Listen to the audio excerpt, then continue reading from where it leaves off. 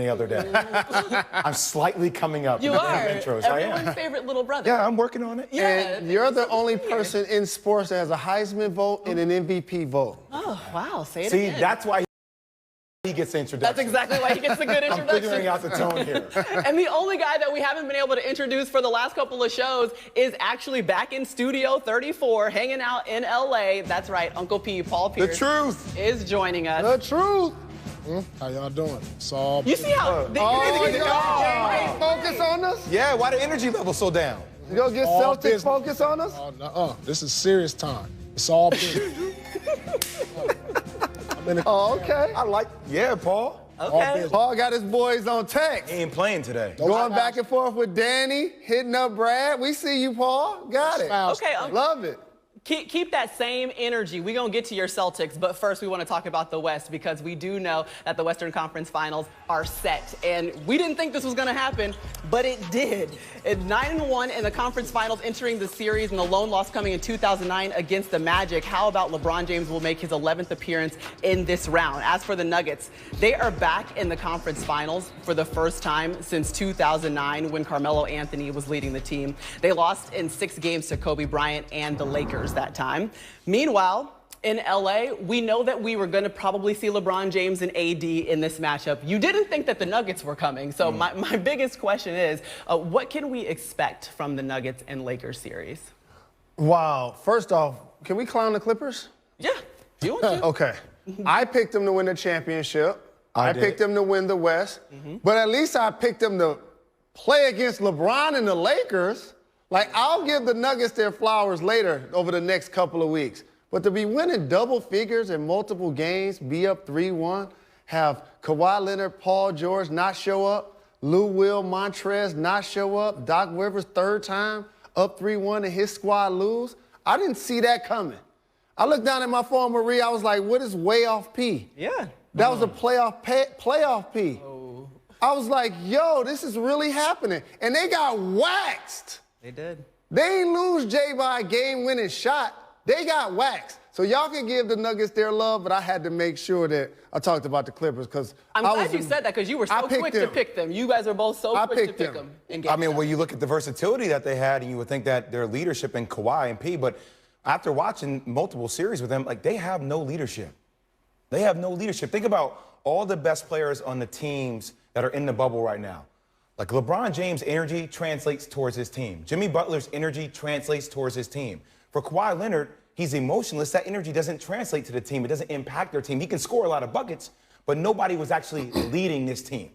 Well, Paul, Uncle P, who do you think is the most to blame then? We're gonna break down a blame pie in a second, but first, Uncle P, I want you to dive into it for us. And it always falls on your stars. I mean, you got to be able to take the responsibility. When you're the guy, when you win, you get all the praise and all the flowers. When you lose, it's got to be put on guys like Kawhi and Paul George. And so these guys didn't step up in a moment when they really, really needed it. I mean, come on. 3-1, 2 16-point leads, even one 19-point lead. Let's not forget, it was a 19-point game. This falls on your stars. And so they have to be held accountable. Yeah, they're going to say, this is our first year together. But when I look around, this is the Lakers' first year together. This is the Celtics with Kemba Walker's first year together. This is the first year with Jimmy Butler and the Heat first time together. The only team that can say they've been together for a few years is the Denver Nuggets. So there's no more excuses. So, you know, this is a failed season for the Clippers. Expectations is championship when you bring a guy like Kawhi Leonard on board and Paul George. Oh, and I didn't mention one of the best owners, one of the richest people in the world, Bomber, writing a blank check to get whatever you need. Jerry West in the front office pushing all of the right buttons. And then all of a sudden you go against a Nuggets team with no championship experience and they bounce you and blow you out? You don't even get a chance to get the LA versus LA series. We was there before the pandemic hit. And all of us was like, it's going to be LA, LA. It's going to be LA, LA. Wrong. Jamal Murray shot them boys down. I was going to say, we can pass blame all we want, but how much do we have to give it to Jamal Murray and the Joker for what they were able to do in Game 7? Well, we're going to see it in this play that I'm going to show, but Jokic is 11. This team is 11-3 when he drops a triple-double. And his vision is like a quarterback in the pocket, literally looking off the safety. as you see the play develop, I mean, it's really incredible to watch in real time. So you're going to see the screen. As he gets off the screen, you're going to see 1, 2, he draws attention. You're going to see him slip right here, and when he slips, the defense has to make a decision. What are you doing? You coming to help? You coming to help. He's going to stay home here. So you see him, he slips, he catches the ball. Now, as he catches the ball, look at this. Look how he looks off the defender. You're having him, he comes over, he helps. Look at the vision. The vision is pointing towards here. He is reading what this defender is doing. He's making him go in that direction. But as he looks him here, he's going to pass the ball to Gary Harris. And by the way, look at this, Jay Rose. Look at your big man, vertical, under control, poised, looking off the safety, boom, kicks out to Gary Harris, drops a 3. Him catching the ball in the middle of the floor after they run that PNR action can give teams fits, and it forces you to scatter. And when you scatter, he has the ability to make plays under control. They knock down 3s. It's crazy because the Joker had 2 15-rebound triple-doubles in Game 7s. Like, that's what he's been able to do. You said you needed a therapist for how much you love the Joker. You still picked the Clippers even though you needed a therapist. But he was been doing the same thing all series. Because I wanted to give the Clippers and Kawhi Leonard his love. He had just won Finals MVP, shot everybody down. As a member of the Raptors, when he went to the Clippers, I gave him the crown. He don't have it no more. And the Joker knocked it off of his head. And you're right, I do need therapy, counseling, a shrink, or something. Jay, I shouldn't love a player this much. See, the rest of the world sees an unorthodox stretch mark 5. I see beauty. Not a stretch mark 5. Brains. I see great hands, great feet, Paul. I love the Joker so much. Listen, as good as he is on offense, let me tell you something. It's going to be a nightmare for him in the pick and roll with LeBron and AD. Because when LeBron's coming off, and if they're going to switch or show whatever they're going to do with Joker, because you got to understand, that's one of his biggest weaknesses in what I saw over the last couple rounds, is teams are putting him in pick and roll pretty much 90% of the time. And so he was daydreaming against Utah in the first year, in the first series when Donovan Mitchell was getting off. But this is going to be a nightmare with LeBron and AD. Well, the good news is we got plenty of time to break down that Western Conference Finals Game 1. But we're talking about footwork. We're talking about stretch mark 5s. How about one that won the WNBA MVP award happens today? A'ja Wilson, congratulations of the Las Vegas Aces. Look at the emotion that she had after it was officially announced. Okay, she was first on 43 of 47 MVP ballots, averaged 20 points, 8 rebounds, 2 assists, and 2 block shots. I feel like the Nuggets can use her in this series. I'm not saying, but I'm just saying. Y'all really could. A'ja will not. Best defensive postseason play he's ever seen, and Magic has seen a lot. The block was even more remarkable when you consider the force that Tatum was coming with. Bam told me that as he made the block, 2 of his fingers actually went numb, and he was still feeling it yesterday when we sat down for a one-on-one conversation. Take a listen. Tatum out front, got downhill, couldn't punch it. Bam says, get it out of here. Your coach, Eric Spoelstra, made the point that some guys would not have even gone up for that they would have been afraid they would got embarrassed, be on a poster, not made the play. What's your mindset in moments like that that fear doesn't enter your mind? During that moment, it's the playoffs. We were already in overtime, and you can clearly tell nobody wanted to go into the second overtime. So at that point, you just full out effort. Give us your body.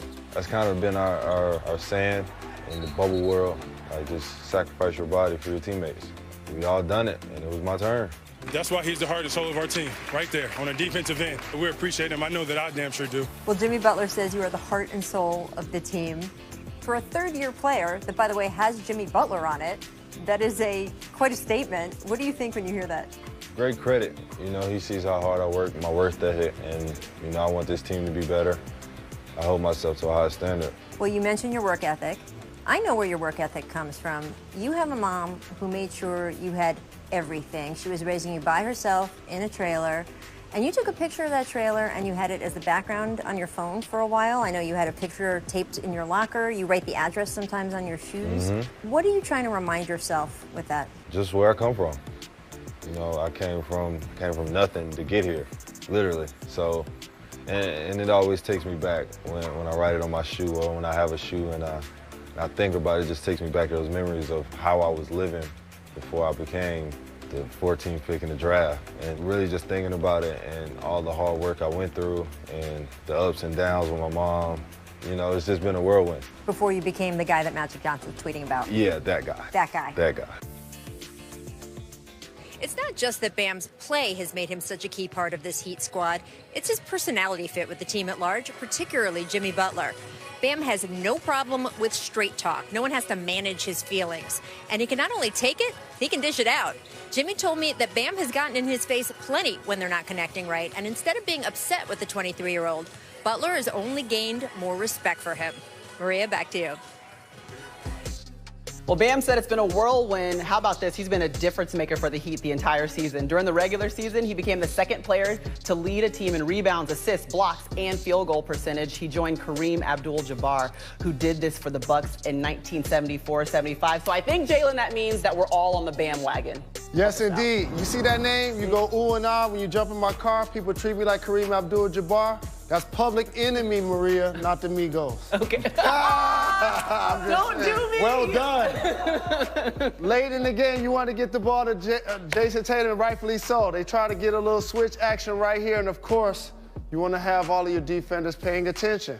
And then all of a sudden, Jimmy Butler gets him one-on-one. Jason Tatum with the great crossover. And now he's driving full steam ahead. And look at this. Look at this ability to get above the rim. Bam is barely off the floor. And then all of a sudden, with that left hand, Bill Russell is somewhere smiling. A right-handed player, blocking the shot with his left hand. Sacrificing his hand, his wrist, his arm, his career. The anatomy of an iconic playoff play. And here's what I like. The fans getting basketball in the bubble.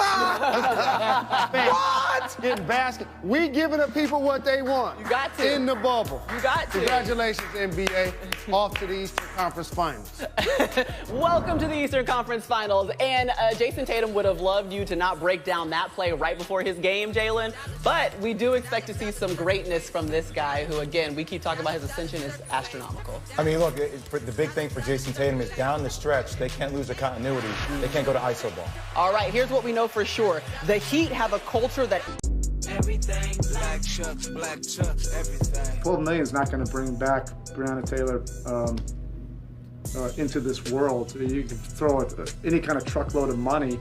I think what everybody wants to see is justice. Those police officers held accountable. Reform is the word that we use a lot, but recreate, dismantle are words that we should maybe use. Black people are still getting killed in their houses, in their backyards, outside of places that they spend time at, and reform is not the word. Yeah, everything, black chucks, everything.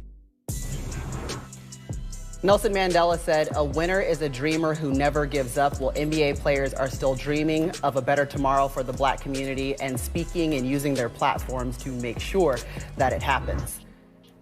And thank you for teaching. Black Lives Matter. That's what I'm here for. Jaylen Brown, he rode all the way from Boston to Atlanta to lead a Black Lives Matter protest. And obviously, he's a leader on the floor. That's a player who, if he gets going, the Celtics most certainly will be too.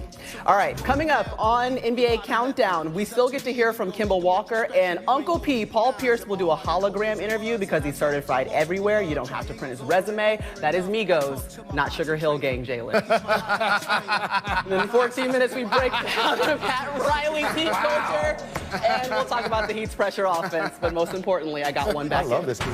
Welcome back to NBA Countdown, presented by Mountain Dew. Welcome back to NBA Countdown, Maria Taylor. We still got Jay Will. We still got Hold on, Jalen DC, Rose. hold up. Hold on right quick. I got somewhere to be real quick, all right? You got...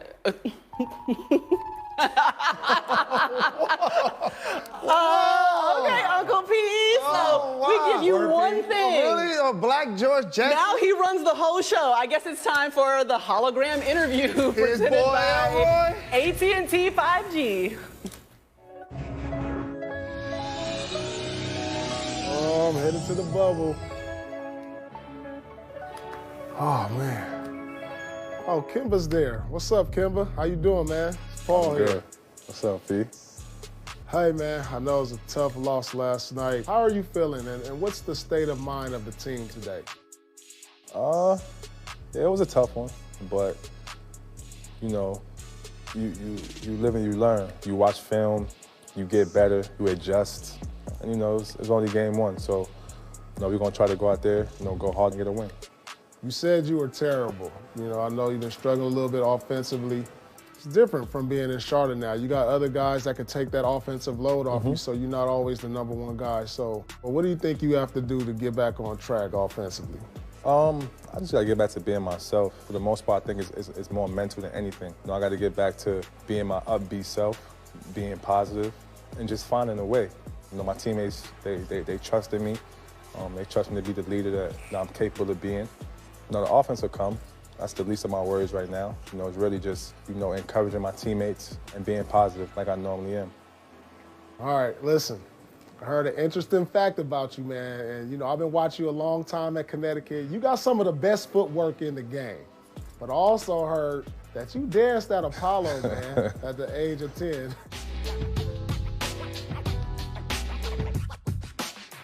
Do you attribute that footwork to you being a dancing guy on Apollo?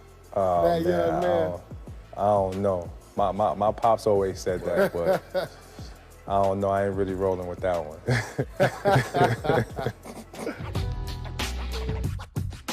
I feel you, man. All right. Last but not least, man, a lot of guys in the bubble chose messages on the back of their jersey. You chose Love Us. Mm-hmm. Tell me why, and what does that mean to you? We had a bunch of options to choose from. Of course, Black Lives Matter is on the top of the list. And I figured a lot of guys would choose that. And then when I seen love, it's like, who doesn't want to be loved? Regardless of your race, your gender, whatever. Everyone wants to be loved. And, you know, in this point in time, you know, this is about our community, you know, my community, African Americans, wanting to be loved, wanting to be seen, wanting to be heard. Love Us it just stood out to me. I'm really happy that the NBA allowed us to, you know, put those messages on the back of our jerseys. You know, it means a lot to us, and you know, hopefully it's sending out a strong message. Well, Kemba, it's been nice talking to you, man. Good luck in Game 2. I know you guys are gonna turn things around. Yes, sir. Appreciate you. All right, beam me up, Scotty. I'm out of the bubble, baby. Gotta go. Uncle P, please come back. Just come back from the bubble. When does he get back? Come back, His boy, Hey, listen, the one great thing about transportation is just changes your clothes, you get more comfortable, then I can get my clothes back on, back to work. Man, you can do all that during the transportation, man, I'm telling you. That boy a professional. He's a professional. And of course, Kemba was dancing. He was born in the Bronx, the birth of hip-hop. Listen, you better dance in the Apollo. Okay, Uncle P, you got your business suit on again, so the first thing I'm gonna need you to do is go back to Game 1 real quick, live in some misery. Tell me what happened to your Celtics, up 14 in the fourth quarter. What changed? Was it a Celtics problem, or was it something the Heat changed and were doing that changed the outcome? The Heat just kept doing the things that they do. The Celtics just couldn't make shots. The one thing is, you know, we say they got stagnant, but check this out. That's what makes them great. They got guys like Tatum and Brown who can make these tough shots in isolation situations. They just didn't fall late in the game. They had some timely turnovers. Yeah, there were some timely bad shots. If they can get rid of that, they're going to be all right. I mean, the game was pretty much even. The rebounds, they didn't turn it over. Kemba has to step up for him because of the lack of depth. If they can get Gordon Hayward back in the series, which we don't know what will happen with that, but Kemba, he has to be the key to this team right now. We know what Jason Tatum's going to bring. Brown, he has to step a little more, but the key to this team right now with the lack of depth is Kemba Walker. Off wax, we've argued about this for years, and Paul will tell you, between who are we drafting between Tatum and Jaylen Brown? Mm-hmm. Yeah. And he's always taken Tatum, and I've always taken Brown. Mm-hmm. And as Tatum has ascended, Brown is now the answer to my question, to your question, because when he scores over 25 points, they don't lose. Right. Every time Jaylen Brown gets them 25 points, they're undefeated. We know he's going to hustle and play up front against multiple bodies. But when he's making his buckets, the Celtics have been virtually unbeatable this year. That's the guy I'm looking for. And Jay, that proves the point about this team being stagnant offensively down the stretch, right? Like, look at the passes that they made in the second and third quarter. 112 passes in the second quarter, 81 passes in the third, 60 passes in the fourth. So when they go to iso ball down the stretch, what does everybody else end up doing? I know they can score. Jason Tatum and Kemba are great, but Jaylen Brown ends up just watching. He becomes an observer. He barely got any touches down the stretch. That's a great point, fam, because what the Heat do is they switch everything, and then they flatten you out. And so Jason Tatum, one of the best isolation players in the league, he'll still get you a high percentage shot. But for Kemba, we're going to zone you. Exactly. We're going to trap you. We're going to make sure that you don't get going, and that's why he's been suffocated the last couple of games. Yeah, we mentioned it coming into this one, Uncle P, that the Heat, they had chosen to zone the Celtics more than any other team that they had played during the regular season. But let's talk about the Heat even more, because it seemed as though their execution, late game scenario, late game situation, it bested the Celtics. I mean, did you notice that in game one? Well, absolutely. But when you look at the Heat roster, they don't have guys that can go one-on-one and say, here, we'll give you the ball and get you a bucket outside of Jimmy Butler. The rest of these guys, they need movement. They need back cuts. They need screens. And that's what makes them so effective. They can do all these things. And they look similar to the Golden State Warriors, although they don't have that superstar punch or that explosive guy who can go off for 50 like Steph and Clay. But they move well without the ball. They know they're going to be unselfish. They're going to make the extra passes. And these guys, they're shot makers. And so when you help off one guy, the other guy's ready to make the shot. And they're doing a good job making the extra pass. You're right, Uncle P. The Heat right now 9-1 so far in this postseason. Wow. Yeah, it's pretty impressive through 10 games what they've been able to do, considering the one player on their roster drafted in the top 10 is Andre Iguodala. Okay, Marcus Smart, he's shooting the rock though. That's one person that has stepped up for the Celtics so far. And also defensively, one of the things Paul talked about, sustaining that level, that high level of energy throughout the entire game with all the continuity plays that Eric Spoelstra and the Heat run, that's going to be the challenge for the Boston Celtics down the stretch. It also takes away from their legs offensively. All right, we're breaking down the Heat now, but remember, they are built on a culture of playing hard, taking names. We look back to where it came from next. Highest percentage against the Celtics this postseason, and that's most impressive for Miami considering Boston has allowed the lowest three-point field goal percentage by any team in this year's playoffs. Okay, so in sports, we often talk about the rise and fall of empires. Which team is up, which team is on the horizon, and which team is just over the hill. But what happens after the sun sets on your second era-defining empire? What do you do when the confetti stops falling and the empty bottles of champagne are long since swept up under a rug? As it turns out, the answer is 1, be miserable, and then get to building again. That is Pat Riley's Heat culture. George Sedano has more. There's winning and there's misery. That's the phrase famously coined by Miami Heat president and living legend Pat Riley. The mantra for the franchise that he steered for 25 years. I hated to lose. I always thought there would be severe consequences for me if I lost. I think at times I tried to conjure up inside of me an emotion that was unhappy because it made me miserable because that's what I took to my players every day. During one 9-season stretch in Miami, the Heat went to 5 finals appearances and accumulated 3 championships. It's back-to-back titles for the Heat. But with all that winning, there's been some misery too. You want to trend something? I'm pissed, okay? So go ahead, get it out there. Summer of 2014, LeBron James left Miami to return to Cleveland. Next, Chris Bosh was forced into early retirement after an unfortunate health issue with blood clots. And then, the best player in franchise history, Dwayne Wade, and the Miami Heat decided to part ways via free agency. Even Riley himself admitted Miami had slipped. But out of that misery came a new incarnation of winning, building this Heat team on drafted and undrafted players alike. And then, with an assist from Wade, Riley landed his new minister of culture, Jimmy Butler. One season later, Riley, Spoelstra, Butler and company have found themselves in the Eastern Conference Finals facing the Boston Celtics. Now, everyone is talking about Riley and the Heat culture. If you don't compete defensively and you don't give extra effort plays, you're not going to play. That's just how it goes when you play for the Heat. We've heard Tyler Hero say, we just follow Jimmy Butler. A lot of the young guys do 4 a.m. workouts. That's just a different level. That's worked out for the Miami Heat so far. Riley describes the culture this way, as being the hardest working, best conditioned, most professional, unselfish, toughest, meanest, nastiest, most disliked team in the NBA. And the Godfather always leads by example. Pat Riley, I mean, you and I, we go way back. You are just competitive as I am. Riley was once in the business of coaching the Showtime Lakers through a bitter 80s rivalry against Danny Ainge and the Celtics. Then years later, now a Celtics executive, Ainge criticized then Miami forward LeBron James on a local Boston radio show. Riley made it personal.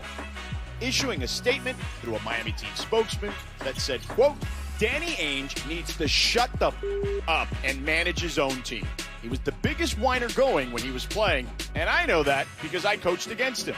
It's Riley's kind of culture that has driven the Heat to 8 conference finals and now sit 1 series away from Miami's 6th NBA finals during Riley's tenure. At 75, one thing is always clear. Pat Riley has made a culture of turning misery into winners. Good stuff, George. The Godfather, Pat Riley, and the culture with the Heat is why we certainly can't ever count him out. But why don't other teams have the culture? Why haven't they been able to cultivate something similar? You know, you have to give Eric Spoelstra so much credit. I mean, everybody kind of overlooked him because he had LeBron James and D. Wade and Chris Bosh, and they won those championships. But just, I mean, he was a video assistant, right? He's worked his way all the way up the food chain, and his attention to detail, combined with Pat Riley, his leadership, also ownership leadership, and Nick Arison, this team has the right foundation for success because they work for it each and every day. Plus, they also translate the energy of Jimmy Butler. Absolutely, and you heard the term Godfather used, and I've affectionately called the Miami culture the Miami Mafia because once you join, you're in to the death. And when you go play against them, you see it. You see Alonzo in the front office. You see, I've seen their family just mushroom and grow until it created a culture that can land a LeBron James and a Chris Bosh. But here's my question to the world, and I know I'm showing my age here. Do you guys believe Pat Riley is a better coach or executive? And I'm gonna start with you, Paul Pierce, in the history of the league. I've seen you from Inglewood. You saw those 5 championships as a coach with the Showtime Lakers, with Magic and Kareem. You also saw him do it with Wade and Shaq. Better coach or executive, Pat Riley? I'm gonna say he's equally both, Jay. You know, he was able to do it with the Lakers, and then as a coach. And then he comes there and does it as a coach in Miami. But then as a GM, you know, he brings in LeBron. He puts together that big 3, and they had an unbelievable run. I mean, that's just almost like what he did coaching, because when you can have that type of success, when you can bring a championship as a coach and a GM, I mean, what more can you say about the guy? And they do have the culture, and it starts from the top, and it works its way all the way around. He just has that demeanor that, you know, when the guys that he handpicks, they have to have this type of competitive demeanor, and you see it all the way down the line, and that's because of Pat Riley. I'll agree with him on this. I think both. You know, first off, getting LeBron James to Miami, no little feat right there, okay? And then look at the talent that they've been able to draft. I mean, you're able to get Duncan Robinson. Like, I called college basketball. I watched Duncan Robinson play in college. You didn't think he was going to be a starter in the NBA? Get in Tyler Hero, right? Like a guy that didn't go like number 1 or number 2, but finding those value draft picks. And then also Kendrick Nunn, who played for the Golden State Warriors G League team the year prior. I mean, finding the diamonds in the rough and building the right ancillary pieces around the foundational piece in Jimmy Butler, that's what he's great at doing. But also taking attributes of a player that aren't necessarily about stats. Your work ethic, your accountability, your discipline, and the ability to now put that into a team. Jimmy Butler's squads that he left got worse in Chicago, in Minnesota, and in Philadelphia. And we wondered, was he the problem? Now they're all watching him in the conference finals, and we're praising the culture that he joined because it's a perfect match. Tweeting things like, what if? Real talk. I mean, Joel Embiid, like, what if? Yeah. I mean, Jimmy Butler right now, the perfect fit at Miami. You can see that all the players are certainly following him, and we'll continue to watch this Eastern Conference series and obviously Game 3. Presented by Mountain Dew, official sponsor of the NBA. My confidence in my guys grows every single second. Butler 3 on the way. Got it, Jimmy buckets. Butler downhill on Tatum. Into traffic, got it, and one. They're not scared of anything, of any moment, of any team, of any shot. Tatum working against Butler, got downhill. Couldn't punch it. Bam says, get it out of here. That's a 7. Let's get ready for game 2. Okay, so entering this series, Brad Stevens said he sees similarities between the Heat and the Warriors, who went to 5 straight finals, and he's really not that wrong. This season, the Heat ranked 2nd in catch-and-shoot 3-point field goal percentage and 1st in offense when using off-ball screens. The Warriors led the NBA in both during that 5-year run. So, Jay Will, what say you? This Miami Heat team is so special offensively. Eric Spoelstra has put in systems where they constantly run off-screen action for Duncan Robinson and Tyler Hero. So first off, I want you to pay attention to this, okay? Time on the shot clock, 16 seconds. Pay attention, Jay Rose, to my man Wesley Matthews, okay? We've had about 3.5 months off. I know they're getting prepped as it relates to conditioning. Just watch how hard Wesley Matthews needs to guard Duncan Robinson for just 16 seconds in one possession. Just one possession. I'm going to let it play out. Back screen. Waits for the ball, hit the post. Good job getting over the top. Here comes a screen, flare screen. All right, here comes a handoff. Kick it back to Bam. Handoff, get over the top. Oh, here comes another handoff. Get over the top. Here comes a slip. Help from the weak side. Boom. Knockdown three by Jay Crowder. Look at how much action they had on that one play. Once again, another play for Duncan Robinson. What you're going to see here, okay, you're going to see a back screen here on Jason Tatum. Duncan Robinson is going to come off this back screen. He's going to come loop around this way. Now, as he gets here, you're going to see Bam Adebayo come down, set a screen, double screen. He's going to take this option. He's going to loop around. He's going to come out to knock down this three-point shot, to look to knock down this three-point shot. He's made 260 catch-and-shoot threes. That is one of the top 5 in the NBA. Watch how the play develops. Comes off. Boom. As he comes off, goes here. Kemba Walker is chasing. You have 1, 2 players he has awareness on. Bam sees this, right? Kendrick Nunn. Look at this. Hands are down. He can see it. Kendrick Nunn can see the court. He's looking at this angle, also looking at this option. As he comes, Bam is going to slip right here. He's going to force Tice to come here. He's going to help. This is so brilliant about this team. You have Kelly Olynyk. Nobody's paying attention to Kelly Olynyk. But look where he drops back to here off this play. Comes off, help, boom, boom. Knockdown three. It's giving you so many options offensively. I tell you, I know you guys don't know what Baskin Robbins is, but pick your flavor, seriously. So as your play develops, Ice cream! Bam Adebayo comes out, okay? Kicks the ball here. You're going to see the outlet pass. Excuse me. Kicks the ball here, outlet pass, and you're going to see Jimmy come around and set this screen right here for Tyler Hero. As he comes around, sets the screen for Tyler Hero, play develops, boom. They decide not to switch, which means George Hill has to chase here. He has to chase Tyler Hero. Tyler Hero comes off. Now, the person to pay attention to in this whole play is Brook Lopez. Brook Lopez said, what are you going to do, Brook? How are you going to guard this? How are you going to guard it, Brook? You're going to come out here, you're going to guard it here, or you're going to fade back in this way with help? What are you doing? What are you doing decision-making time? If you drop back, boom. Tyler Hero comes off, knocks it down. Hero basketball. The way this team plays, the continuity in which Eric Spoelstra has this team on the court is so special. It's so different. Come on over here, Coach. Get over here. Good job, fam. Good Jalen job. Rose, give me your pick for the game. We got about a minute left. I'm going Boston. I can't see them winning 4 out of 5, and I anticipate a long series, so therefore the Boston Celtics take game 2, series tied 1-1 after this evening. I'm actually going with the Miami Heat. I think Boston will come out and defend them well early, but to sustain that energy throughout the entire course of a game takes away from their legs offensively. Uncle P? Joke. Come on now. You know what I'm Boston has to play better defensively. They have to get out to their three-point shooters. I think they need to switch a little more this game, but ultimately, I think Boston wins. Well, you're the coach, so I hope you just said whatever they needed to hear, all right? We're going to be right here at halftime. Uncle P will be with us the next time we're in this studio. Enjoy the game. See you at half. Let's get it. Welcome, everyone, once again to the NBA's home away from home. The bubble here in Orlando. It started with 22 teams back in early July. It's now down to 4. The Lakers and the Nuggets will kick off the Western Conference Finals tomorrow night on TNT. Tonight we've got game 2 between the Miami Heat and the Boston Celtics. The Miami Heat looking to take a 2-0 lead after their very impressive victory in game 1, an overtime come from behind win. Meanwhile, the Boston Celtics feel like they let a golden opportunity slip away. How will they respond as they try and even up this best-of-7 series for the right to go to the NBA Finals? As we welcome you once again to NBA Courtside, and it's presented